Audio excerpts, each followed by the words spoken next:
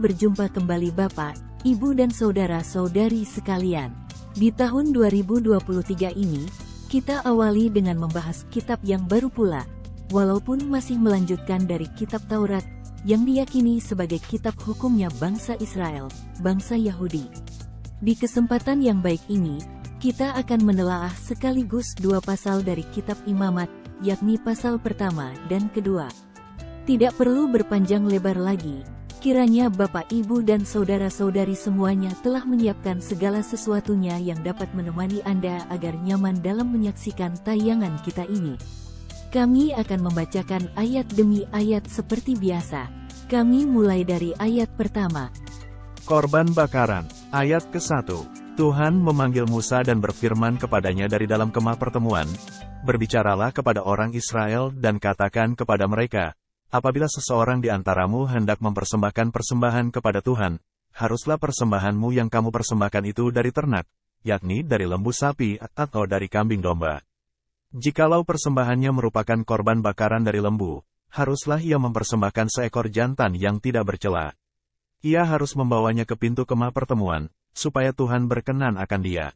Di episode yang ke-83 ini, kita telah sampai kepada kitab Imamat, yang merupakan kelanjutan dari kitab-kitab sebelumnya, yakni dari kitab Kejadian, kitab Keluaran, dan ini adalah kitab ketiga yang dikanonkan bagi kita semua, yakni kitab Imamat. Seperti dasar katanya adalah imam, berarti di sini kita lebih banyak membahas mengenai keimaman, kepemimpinan. Ini mengacu kepada diri Musa, karena banyak teolog yang berpendapat kitab Taurat yang keseluruhannya terdiri dari 5 kitab ditulis oleh Musa. Di sini pada episode ke-83 ini saya menggabungkan dari pasal 1 dan pasal 2 dari kitab Imamat. Mengapa demikian? Karena setelah saya telaah, pasal 1 dari kitab Imamat hanya terdiri dari 17 ayat, dan pasal 2-nya terdiri dari 16 ayat. Kebanyakan dari ayat-ayat yang ditulis di kitab Imamat ini merupakan pengulangan yang mirip dengan kitab Keluaran. Jadi nantinya kita akan mendapati hal yang mirip, bahkan boleh dikata sama. Untuk ini dibutuhkan kejelian dari kita semua. Apakah memang ini demikian ataukah kesalahan penulisan? Ini perlu kita telaah lebih lanjut. Di ayat pertama hingga ayat ketiga dari pasal 1 kitab Imamat oleh LAI diberi subjudul korban bakaran. Ini sama seperti jika Anda membaca di kitab Keluaran. Ada juga mengenai korban bakaran.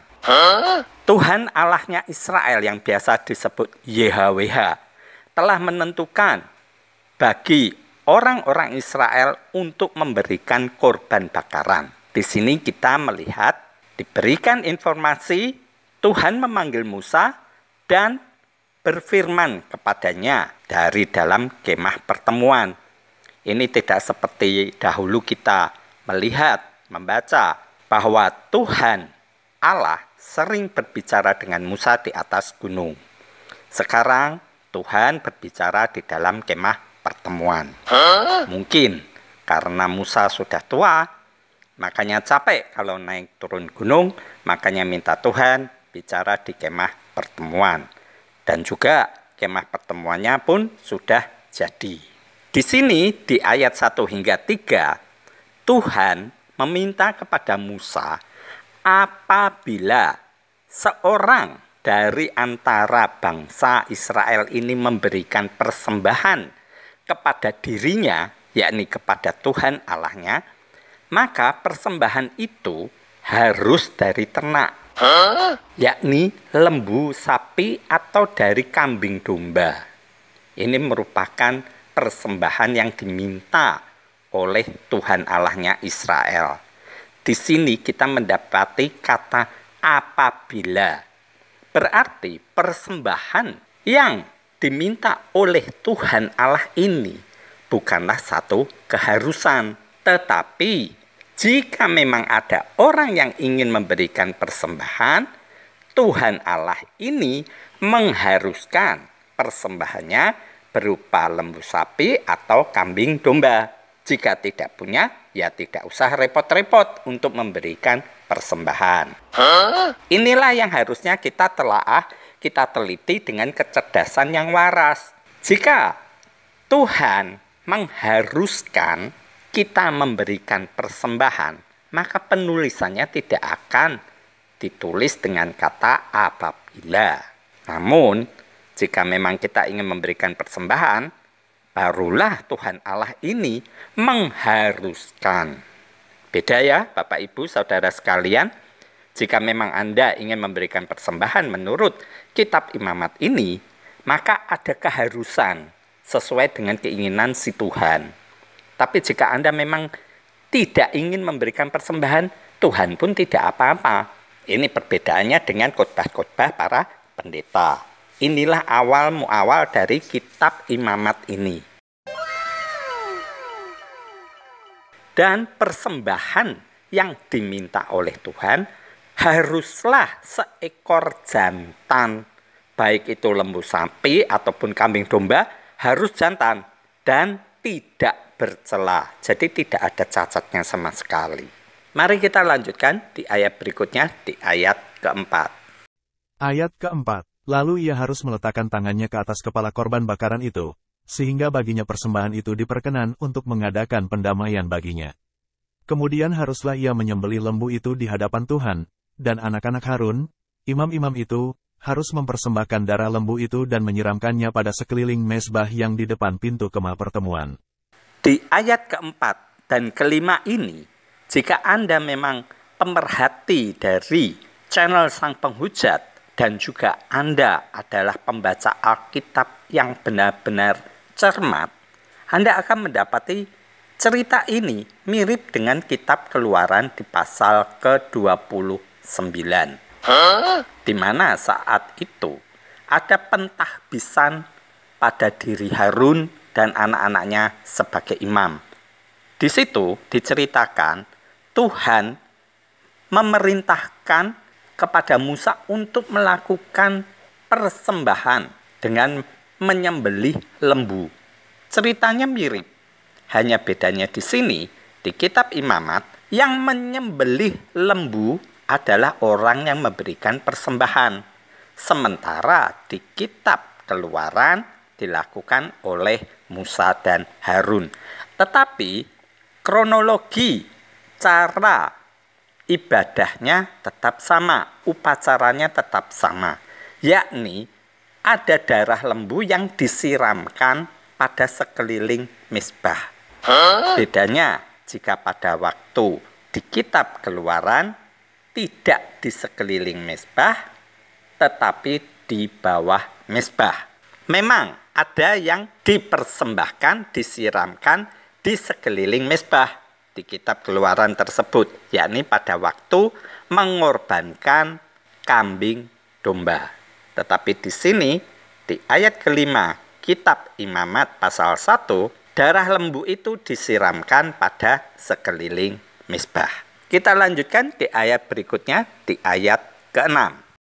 Ayat ke-6. Kemudian haruslah ia menguliti korban bakaran itu dan memotong-motongnya menurut bagian-bagian tertentu. Anak-anak Imam Harun haruslah menaruh api di atas mezbah dan menyusun kayu di atas api itu. Dan mereka harus mengatur potongan-potongan korban itu dan kepala serta lemaknya di atas kayu yang sedang menyala di atas mezbah. Tetapi isi perutnya dan betisnya haruslah dibasuh dengan air dan seluruhnya itu harus dibakar oleh imam di atas mezbah sebagai korban bakaran, sebagai korban api-apian yang baunya menyenangkan bagi Tuhan. Di ayat ke-6 hingga ayat ke-9 ini, literasinya masih sama seperti yang kita baca di kitab Keluaran. Disebutkan di sini, orang yang memberikan persembahan tersebutlah yang menguliti korban bakaran tersebut, yakni lembu atau sapi. Dan kemudian, anak-anak Imam Harun harus menaruh api di atas mezbah dan menyusun kayu di atas api itu. Dan kemudian mereka mengatur potongan sapi atau korban tersebut beserta lemak-lemaknya di atas kayu yang menyala. Sama kronologinya jika Anda memang cermat membaca kitab Keluaran, di situ secara detail juga dijelaskan seperti di kitab Imamat ini. Oh no! Hanya bedanya yang melakukan penyembelihan atau pemotongan pada waktu di kitab Keluaran adalah Harun dan anak-anaknya dan juga Musa. Sekarang adalah umat Israel yang memberikan persembahan. Kita lanjutkan di ayat berikutnya, di ayat ke-10. Ayat ke-10. Jikalau persembahannya untuk korban bakaran adalah dari kambing domba, baik dari domba, maupun dari kambing, haruslah ia mempersembahkan seekor jantan yang tidak bercela. Haruslah ia menyembelihnya pada sisi mezbah sebelah utara di hadapan Tuhan, lalu haruslah anak-anak Harun, imam-imam itu, menyiramkan darahnya pada mezbah sekelilingnya. Kemudian haruslah ia memotong-motongnya menurut bagian-bagian tertentu, dan bersama-sama kepalanya dan lemaknya diaturlah semuanya itu oleh imam di atas kayu yang sedang menyala di atas mezbah. Isi perut dan betisnya haruslah dibasuhnya dengan air, dan seluruhnya itu haruslah dipersembahkan oleh imam dan dibakar di atas mezbah. Itulah korban bakaran, suatu korban api-apian yang baunya menyenangkan bagi Tuhan. Di ayat ke-10 hingga ayat ke-13 ini merupakan tata cara jika korban persembahannya adalah kambing domba. Perlakuannya juga mirip dengan korban sapi atau lembu. Di sini juga harus dipotong-potong menurut bagian-bagian tertentu dan ada juga bagian yang harus dibuang dan tidak dibakar di atas mezbah. Tetapi secara keseluruhan dari apa yang dilakukan oleh umat Israel ini ketika mereka memberikan persembahan kepada Tuhan Allahnya merupakan sesuatu yang sangat disukai oleh Tuhan Allahnya Israel atau Yahweh ini. Karena disebutkan di ayat ke-13 tersebut, segala sesuatu yang dikorbankan oleh orang-orang Israel ini di atas mezbah dengan dibakar akan merupakan satu korban api-apian yang baunya menyenangkan bagi Tuhan. Jadi Tuhan Allahnya Israel ini sangat suka sekali dengan daging yang dibakar. Jadi kalau untuk kita, orang Indonesia, Yahweh ini ternyata suka dengan sate. Karena sate identik dengan daging yang dibakar.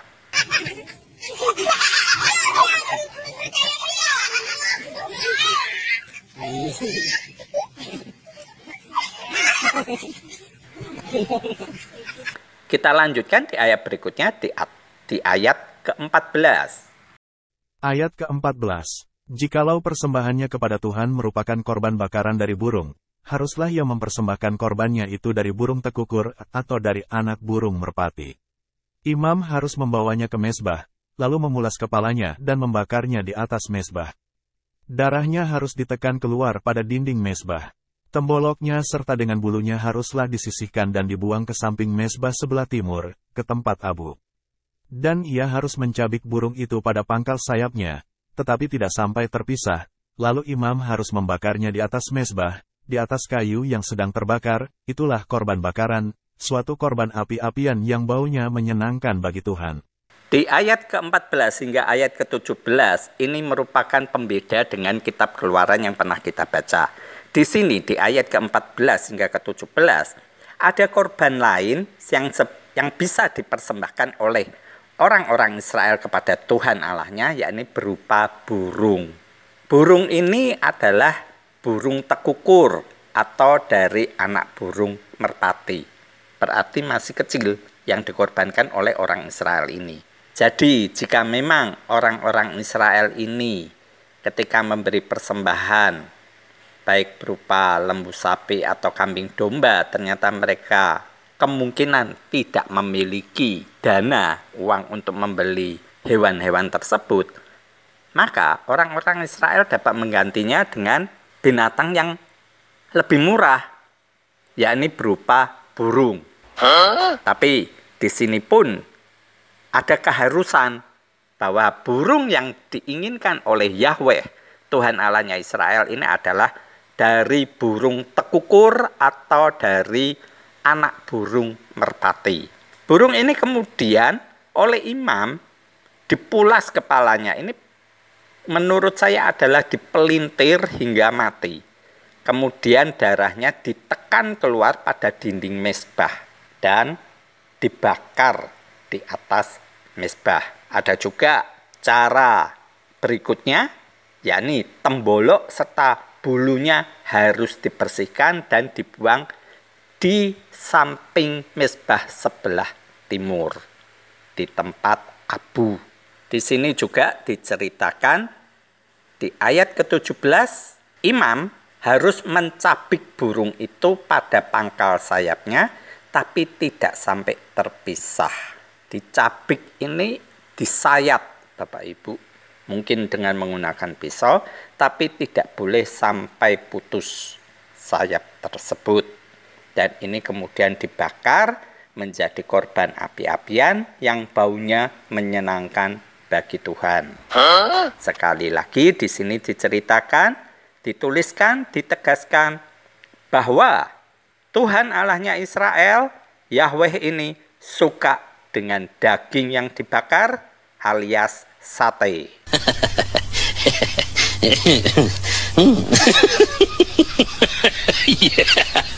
Kita selanjutnya akan membaca di pasal kedua.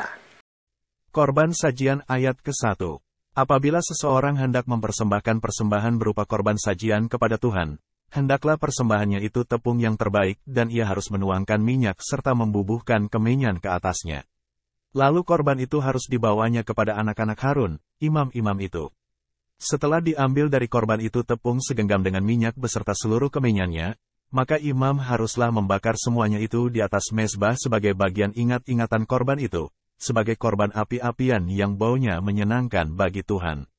Korban sajian selebihnya adalah teruntuk bagi Harun dan anak-anaknya, yakni bagian maha kudus dari segala korban api-apian Tuhan. Di ayat ke-1 hingga ayat ke-3 dari pasal kedua kitab Imamat ini oleh LAI diberi subjudul korban sajian. Ini juga mengulangi cerita yang mirip dengan di kitab Keluaran, di pasal ke-29 yang saya sebutkan tadi. Ada korban, yakni berupa roti yang dari tepung yang diolah dengan minyak. Namun bedanya jika di sini ada tambahan, yakni berupa kemenyan yang dibubuhkan di atas roti tersebut. Dan kemudian tepung atau roti tersebut beserta kemenyan dan minyaknya dipersembahkan kepada imam, yakni anak-anak Harun, dan kemudian dibakar menjadi bau-bauan yang wangi bagi Tuhan, karena Tuhan suka sekali dengan korban api-apian ini. Yang menariknya adalah di ayat ketiganya disebutkan di sini korban sajian selebihnya adalah teruntuk bagi Harun dan anak-anaknya, yakni bagian maha kudus dari segala korban api-apian Tuhan. Apakah bagian yang maha kudus itu?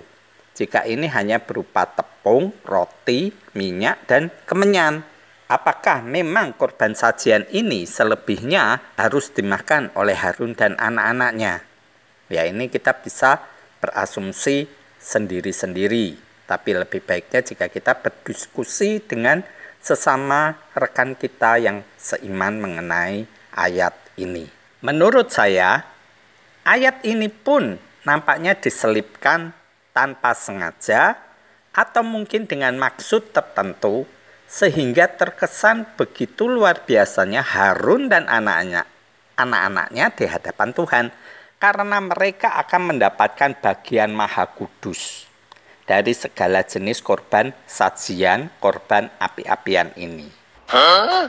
Untuk itulah makanya ayat ini saya pisahkan dengan ayat-ayat yang lain. Mari kita lanjutkan di ayat berikutnya, di ayat keempat. Ayat keempat. Apabila engkau hendak mempersembahkan persembahan berupa korban sajian dari apa yang dibakar di dalam pembakaran roti, haruslah itu dari tepung yang terbaik, berupa roti bundar yang tidak beragi, yang diolah dengan minyak, atau roti tipis yang tidak beragi, yang diolesi dengan minyak. Jikalau persembahanmu merupakan korban sajian dari yang dipanggang di atas panggangan, haruslah itu dari tepung yang terbaik, diolah dengan minyak, berupa roti yang tidak beragi. Korban itu harus dipotong-potong, lalu kau tuangkanlah minyak ke atasnya, itulah korban sajian. Di ayat keempat hingga ayat keenam ini merupakan detail dari apa yang ditulis di ayat pertama hingga ayat ketiga tadi. Yakni tepung tadi diolah menjadi roti. Dan tepung itu haruslah yang terbaik. Jadi ini adalah satu keharusan yang diminta oleh Yahweh Tuhan Allahnya Israel. Jika memang ingin memberikan persembahan, haruslah engkau memberikan yang terbaik. Dan sesuai dengan apa yang diinginkan Tuhan. Jika memang engkau tidak mampu dan tidak bisa memenuhi keinginan dari Yahweh ini, lebih baik kamu tidak usah memberikan korban apapun. Tidak usah memberikan persembahan apapun. Karena ketika engkau memberikan persembahan, harus memenuhi kriteria yang diinginkan oleh Yahweh Tuhan Allahnya Israel ini. Dari ayat keempat hingga ayat keenam ini juga merupakan pengulangan dari apa yang pernah kita baca di kitab Keluaran pasal ke-29 tersebut. Mari kita lanjutkan di ayat berikutnya, di ayat ke-7. Ayat ke-7. Jikalau persembahanmu merupakan korban sajian dari yang dimasak di dalam wajan, haruslah itu diolah dari tepung yang terbaik bersama-sama minyak. Maka korban sajian yang diolah menurut salah satu cara itu haruslah kau persembahkan kepada Tuhan, yakni harus disampaikan kepada imam yang membawanya ke mezbah. Kemudian imam harus mengkhususkan dari korban sajian itu bagian ingat-ingatannya lalu membakarnya di atas mezbah sebagai korban api-apian yang baunya menyenangkan bagi Tuhan. Korban sajian selebihnya adalah bagian Harun dan anak-anaknya, yakni bagian maha kudus dari segala korban api-apian Tuhan. Di ayat ke-7 hingga ayat ke-10 ini juga merupakan pengulangan narasi, pengulangan kata-kata kalimat yang telah pernah kita baca, atau lebih dianggap ini sebagai rincian dari ayat sebelumnya. Di sini kita juga diinformasikan di ayat ke-9-nya, imam harus mengkhususkan dari korban sajian itu bagian ingat-ingatannya, lalu membakarnya di atas mezbah sebagai korban api-apian yang baunya menyenangkan bagi Tuhan. Apa yang dimaksud dengan bagian ingat-ingatannya? Ini merupakan kalimat yang memang rancu, dan kita bisa berasumsi sesuka kita. Sesuatu kalimat yang memang nampaknya janggal untuk dapat kita telaah secara awam. Jadinya lebih baik Anda berdiskusi dengan gembala gereja Anda mengenai hal tersebut. Karena bagi saya ini hanyalah satu bentuk pengulangan, seakan-akan bahwa korban sajian ini sesuatu yang luar biasa. Tetapi sesungguhnya ini hanyalah pengulangan narasi yang omong kosong belaka. Mari kita lanjutkan di ayat berikutnya, di ayat ke-11. Ayat ke-11. Suatu korban sajian yang kamu persembahkan kepada Tuhan janganlah diolah beragi. Karena dari ragi atau dari madu tidak boleh kamu membakar sesuatu pun sebagai korban api-apian bagi Tuhan. Tetapi sebagai persembahan dari hasil pertama boleh kamu mempersembahkannya kepada Tuhan. Hanya janganlah dibawa ke atas mezbah menjadi bau yang menyenangkan. Di ayat ke-11 dan ke-12 ini juga merupakan satu pengulangan yang tadi pernah kita baca di kitab sebelumnya.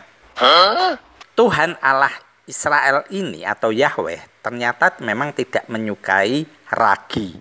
Namun di sini di kitab Imamat kita ditambahi lagi dengan satu unsur, yakni berupa madu. Disebutkan di ayat ke-11, satu korban sajian yang kamu persembahkan bagi Tuhan janganlah diolah beragi. Karena dari ragi atau dari madu tidak boleh kamu membakar sesuatu pun sebagai korban api-apian bagi Tuhan.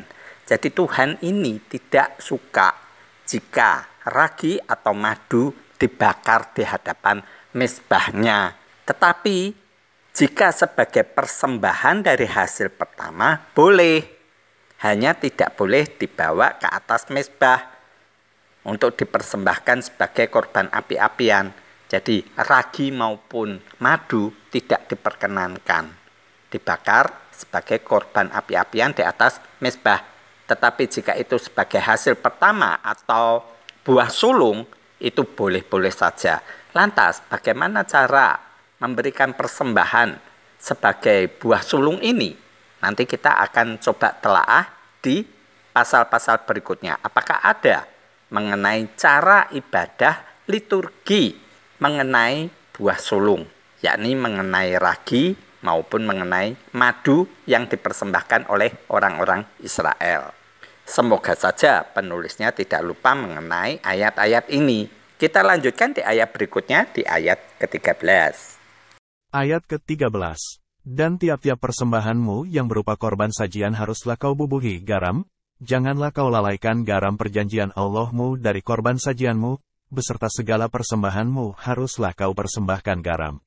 Di ayat ke-13 ini juga merupakan sesuatu yang baru, yang belum pernah kita temui di kitab sebelumnya. Di sini disebutkan, tiap-tiap persembahan yang berupa korban sajian haruslah kau bubuhi garam. Jadi, tepung, kemudian yang diolah jadi roti, dan ada minyak, ada kemenyan, itu harus dibubuhi garam. Dikatakan di sini, janganlah kau lalaikan garam perjanjian Allahmu dari korban sajianmu. Apa yang dimaksud dengan garam perjanjian Allah? Ya, ini merupakan misteri dari penulisnya sendiri.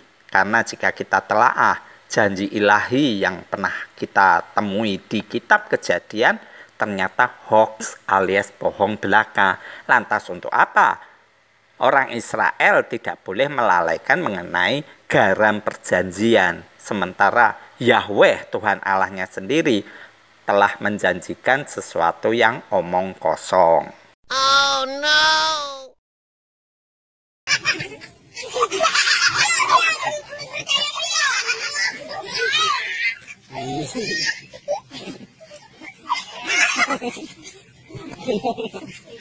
Mari kita lanjutkan di ayat berikutnya, di ayat ke-14.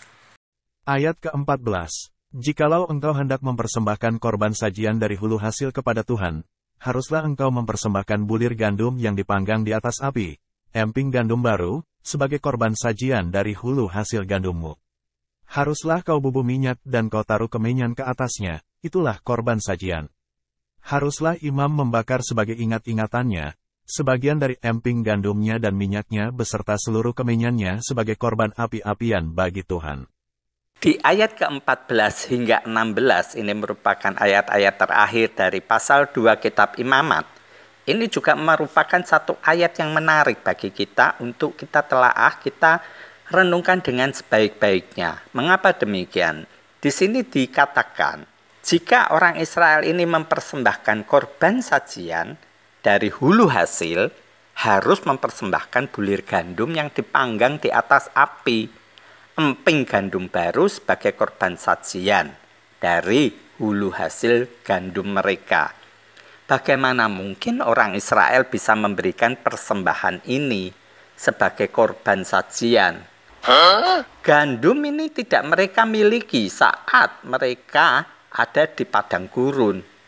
Ketika cerita ditulis di kitab Imamat ini, mereka masih ada di padang pasir. Makannya mana? Yang disokong dari Tuhannya sendiri, yang tiap pagi harus mereka kumpulkan untuk makan mereka. Sekarang di sini di ayat ke-14 hingga 16, mereka diingatkan ketika memberikan persembahan korban sajian dari hulu hasil, mereka juga harus mempersembahkan bulir gandum yang dipanggang. Bagaimana mungkin mereka bisa melakukan ini? Sementara mereka ada di padang gurun pasir dan makannya masih mana. Sungguh sesuatu yang menggelikan tapi juga mengherankan mengapa ayat ini ditulis dan diturunkan oleh Yahweh Tuhan Allahnya mereka.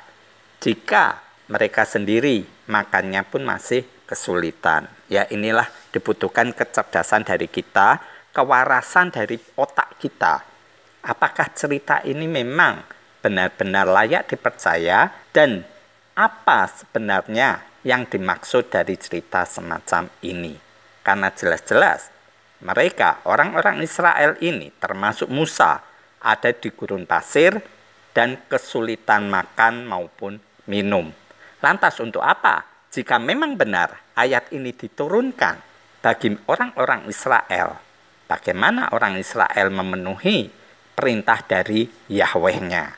Ya, ini sekali lagi, inilah merupakan kedunguan dari kita semua yang mempercayai cerita-cerita bohong semacam ini. Demikianlah Bapak Ibu, saudara-saudari sekalian, 2 pasal dari kitab Imamat, pasal 1 dan pasal 2, telah kita telaah, kita teliti.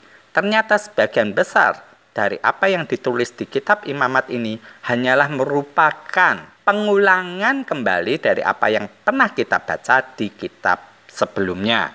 Untuk itu, saya mengharapkan kecerdasan Anda dan kecermatan Anda di dalam meneliti, mengkaji setiap ayat-ayat yang di Alkitab kita ini.